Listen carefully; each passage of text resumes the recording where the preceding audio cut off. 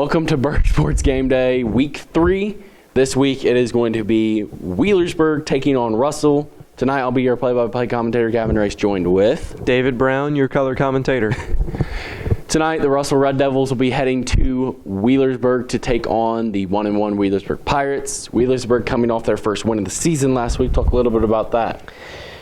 That was one heck of a game to watch. First with the almost hour and a half rain delay. Got that turf all nice and wet for the players. Some notable plays. Ethan Glover with the right out of the gun, touchdown, 68-yard run. Just boom. Really set the tone for the Pirates. And then Richardson had a safety sack later in the game, as well as Creed Warren had a 30-yard pick six. So that was basically the theme of the game. Of course, there were a few more scores in there for Wheelersburg, but Wheelersburg just really kind of sent Chillicothe to the wall with 26-3.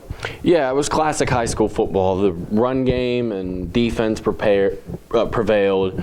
Jake Darling, Eli Swords, Carson Especially Williams, with the run game in the rain, too. Yes.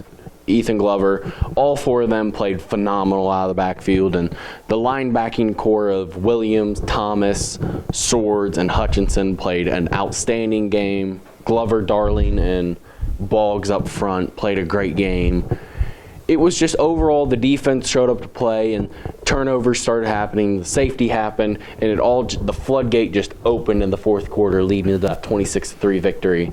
Because I remember leaving last week at the third quarter because I had a cross-country meet the next morning. I remember leaving and driving through the parking lot hearing two cannon fires, and that was the coolest feeling, but it was really bad. It was really sad for me inside because I knew I wasn't there to witness it. Also this week for Wheelersburg, something notable is Josh Clark will be back in the lineup tonight. He missed last week due to injury, but he's back tonight, back at that cornerback number one, back at that receiver number one, and I feel like that's going to really open the pass game up for Wheelersburg again. Especially, and one thing I keep coming back to is the rain. If there's no rain, that ball will be through the air a bunch tonight, especially to Josh Clark. Yeah, they're not going to be afraid to pass it, 50-50 pass, run. Wheelersburg is going to try and keep the Red Devils guessing as much as possible. But because remember, you have your two weapons. You have Clark and Lattimore on the outsides. You can do whatever you want. Absolutely. With the run game, it's a nonstop. But on the other side of the ball, you got Russell. They're coming off back-to-back two-score wins over Boone County and Raceland. They're that run-first style offense led by Andre Richardson Cruz. And how's his season been through the first 2 weeks? He's run first. He just sends them packing, right up the middle and around the outsides. He's not afraid to throw the ball. And that's something you can't discount in a quarterback, especially with a team that's already 2-0. Yeah, Andre Richardson Cruz standing back there in the backfield beside his quarterback, Bradley Rose. Rose is a gunslinger back there. He's able to move the ball around when necessary, but they rely heavy on Cruz in that backfield to carry the load as the running back, and he's been rewarded for it with 2 touchdowns on the season so far. He's had 32 carries, 145 yards. Rose has only thrown 17 passes so far this season, completed 10 of them for over 200 yards and 2 touchdowns.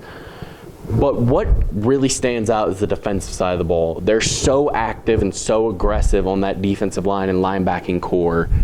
You got to be ready for anything that could come from this Russell defense. I was looking at the stats right here while you were talking. Just out of 2 games, 2 players, Max Coburn has 12 total tackles and 1 interception for a touchdown. Connor Goodall has 31 tackles and a touchdown. Yeah. You don't get that from a normal defense. Yeah, they create a lot of turnovers, and they're so aggressive and active that they're just looking to force mistakes. And Wheelersburg, they got a young quarterback, and they could be subject to that. But I feel like coming into this game, it's sort of a test for Wheelersburg, another test. I feel like he's had enough time to prepare and mature with the past 2 games going off of Ironton and then most recently with Chillicothe. Those are 2 pretty good teams. And for a quarterback who's a sophomore first to go out and use his skill like that, that's a good maturing experience for him. Now, before we get into more football tonight, which we will with our pick'em games later, we got some guests coming on. Let's talk a little bit about what's going on, other sports in Wheelersburg High School. Well, let's start off, if you want to go ahead and start off with the soccer teams. For you guys, soccer team, you guys have had a heck of a season so far, only 4 games, and you've won all 4. Some notable wins, you got South Webster and West. Pretty good games. Yeah, we were able to knock them off, and we got a couple wins this week against Northwest and Waverly. So we've been trying to build off last season, obviously, a lot of expectations, but it's been something we've been really proud to do and carry on the tradition. Girls soccer's also started off pretty well. They're 3-0. They knocked off St. Joe last week, and now they continued this week, 3-1 win over Waverly and a 7-0 win last night over Northwest. They played really well. Also, volleyball, they got their bounce-back win last night, 3-1 over Northwest after losing to South Webster and Waverly. Kind of a rough start for them, rough patch. Some injuries plagued them, but they're able to bounce back last night. Good for them. So, also, you had your cross-country race last week. You came 20th, I believe. I got 20th. There were 300 girls in the girls' high school race and around 370 boys in the boys' high school race. And for me, honestly, I was just really proud of our team. We're pretty young. There's only 3 seniors, myself, Natalie Brammer, and Sydney Warnick. And to have a young crew like that do as well as we did, it was really, I was proud. It's a good to see a lot of the fall sports really coming into their own now. Obviously, volleyball was realistically the only one that had kind of a rough start, but even they're starting to come into their own, beating a good Northwest team last night. And even now, once you get this far in the season, you're no longer prepared, like bouncing off of last season. It's a whole other animal. Yeah, now as far as the team. Now you're able to build off game to game, and I feel like our volleyball team behind Coach Perry is going to be able to get in that groove and start preparing themselves for their next upcoming games. And right, and even with the football team, I mean, yes, we took Ironton as a learning opportunity, and we came back, changed some things, and beat Chillicothe.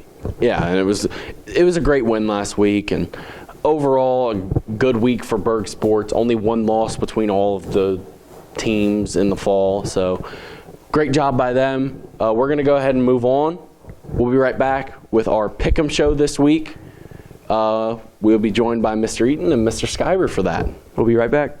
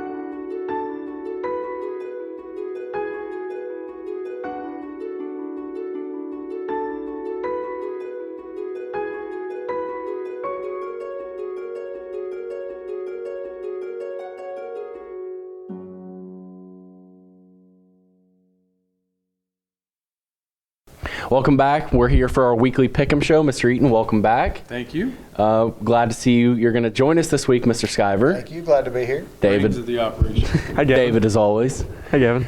So last week, we were able to improve on our records. Week 1 didn't go as planned. It was definitely not stellar by any means.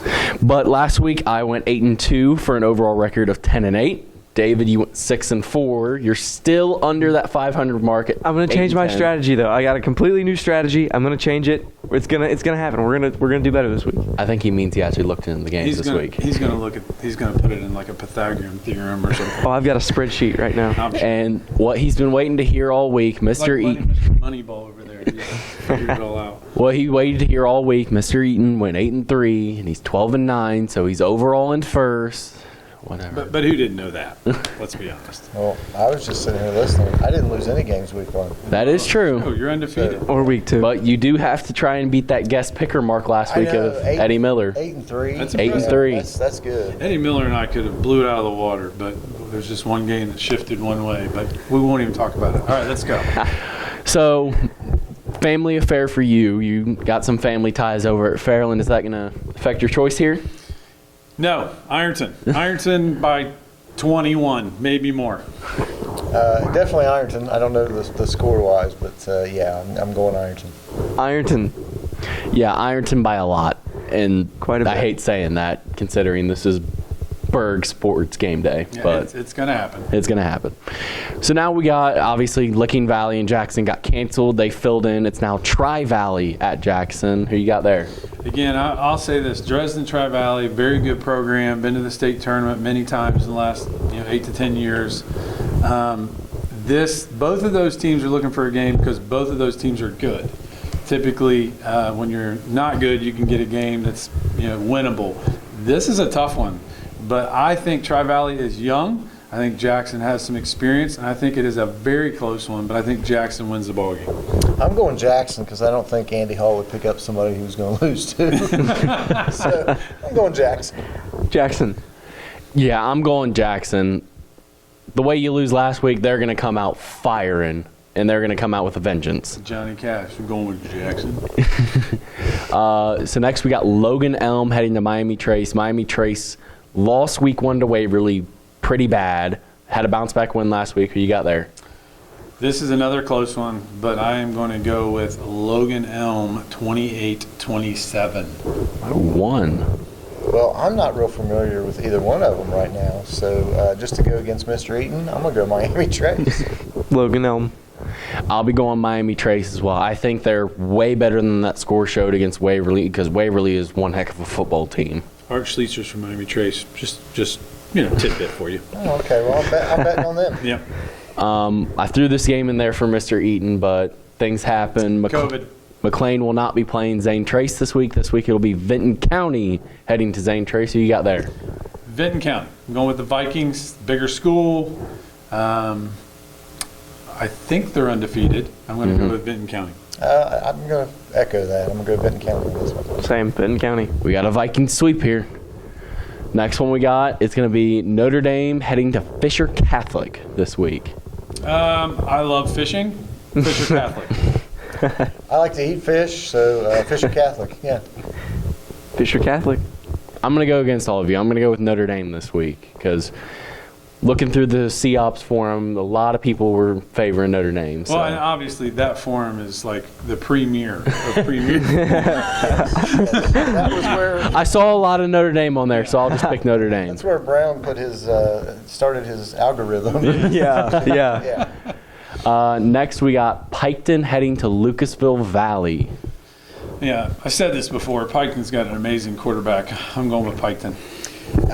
Have seen this group. The quarterback is really, really good, and I think Valley had a lot of kids that kind of transferred out, I think. So I'm going Piketon. I'll go Piketon. Hard to pick against Piketon after the way they've played the last 2 weeks, so I'm going to go with them fairly easily over Valley. Next, we got Portsmouth West heading to Edina. Portsmouth West has not won a game yet this year. Is that going to change? Yes, it will. Coach Gilliland gets his first win. Congratulations. Portsmouth West walks away a winner. I can't pick against Todd Gilliland, so yeah, I'm going Portsmouth West. Not so fast, my friend. Not so fast. Not so fast. To go against my algorithm, I'll go Edina. Yeah, I'm going to go with West. I feel like this is a game where they finally get their first win. Okay, next and we here's got... my reason for it, because Edina had a bunch of seniors last year. Yes. Had a great year, lost them all, and their coach left. And I know that because I actually taught with their coach. And I think that they're just really young. And I think West will beat them this time. Rebuilding year for them. Yep. Next, Battle of the Hills. We got Rock Hill against Oak Hill. Who you got there? I think Rock is stronger than Oak, so I'm going Rock Hill. Yeah, I'll go Rock Hill too because it's Brooks Fry went there. Yeah, So, Brooks. yeah. Brooksy. Played AAU with Brooksy. I like Wood. Let's go Oak Hill. I'm going to go with Oak Hill. I feel like whenever you see a team that is run heavy like Oak Hill, they can win just about any game that they play, even if they don't have the athletes that Rock Hill might have. Next one we got, it's Wellston heading to Minford. Minford had a big win over Chesapeake last week, 33-0. So who you got there? I'm going to pass this down the road and hold off. I'm going to be last on this one. This one's a tough one, I think. So, David, you're first. I know nothing about Wellston. We did not go to their cross-country course this year, something I'm really upset about. So I'm going to go with Minford. Well, I also did not visit Wellston's cross country, so I guess I'm going to go Memphis too. I'm waiting on you. All right. Did you go to the cross-country course this year? I did not. But I feel like Wellston, they've come off a couple hard losses. And Memphis kind of in a down year, losing Vogelsong and Lewis last year. I think Wellston in an upset on the road. That's a good choice. Memphis. Oh. Well, next we got Waverly against Unioto. It is at Unioto. Does Unioto get their first win? Nope. They're Waverly's quarterback, wide receiver core. They're just phenomenal. They're going to put up 50. It's game over for the Shermans. I agree. I'm Waverly. Waverly's going to sweep. Next, we got George Washington heading to Ashland Blazer, who was going to be Wheelersburg's opponent next week, but that game got canceled. So Wheelersburg is looking for an opponent next week. It should be a home game, I hope. But who you got this one? I think George Washington's been dead for a long time, so I'm going to go with the Tomcats. All right. Well, George Washington was our first president, so I'm going to go with them to be first in this game. Oh, that's a good All choice. right. You know, a fun fact. The story of George Washington cutting down the cherry tree and never telling a lie is false. So I'm not going to go with George Washington on that note. I was told a lie through my childhood, and that is why. You're going with the Tomcats? I'm going with the Tomcats. All right. Yeah, last week I said if they won, I'd pick them, so I'm going to be going with Ashland this week. Next, we got St. Charles heading to Amanda Clear Creek. Amanda Clear Creek had a big win last week. Do they continue their run? This is another good game. St. Charles is a big school. This is just kind of a pick'em game, but I'm going with the Aces of Amanda, Skyver, Clear Creek. Well, my pick has to be Amanda Clear Creek, because if I pick against Amanda, it's over. Yeah, Amanda Clear Creek. I'll go with Amanda as well. I'm going to stick with Amanda Clear Creek. I feel like they're one of the sleeper teams every year in our region, and we're always talking about they could be one of our first or second round games every single year. Always give Waverly a game. I think they win this game pretty easily at home. Next, we got Cincinnati Deer Park heading to Portsmouth. The defensive coordinator of Cincinnati Deer Park is a former coach of Portsmouth. So do you think that plays a factor into this game? No. Players win ball games, which is why I think the athleticism of Deer Park will take over, and I am going with Deer Park. I'm going to go Portsmouth just because I don't think Deer Park sounds like a very formidable opponent. You know, just kind of hanging out. Deer. Yeah. It's, look, Bambi. deer in the park. So I'm going Portsmouth here. Do you know the mascot for Deer Park? Is it By any deer? chance? What is it? Well, I don't know. if it's not a deer, I can't pick for them. So to be safe, I'm going to go with Portsmouth. Portsmouth has had one of the better defenses in the area. They've really kind of revamped that team this year. However, I'll be going with Deer Park for this game because they're coming off I think they're coming off a pretty good win last week, is from what I've been seeing. And obviously, bigger city school, I feel like they're going to have a lot more numbers to choose from. Oh, they're the Wildcats. The Wildcats. Oh, they're the Wildcat. I can't pick for them now. Like, I'll stick I with was them. considering it. Now there's no way I can pick for Deer they Park. came up with Deer Park Wildcats like it, I don't know, like a Who concert or something. And the final game this week, me and David will step back. We'll leave this to you two.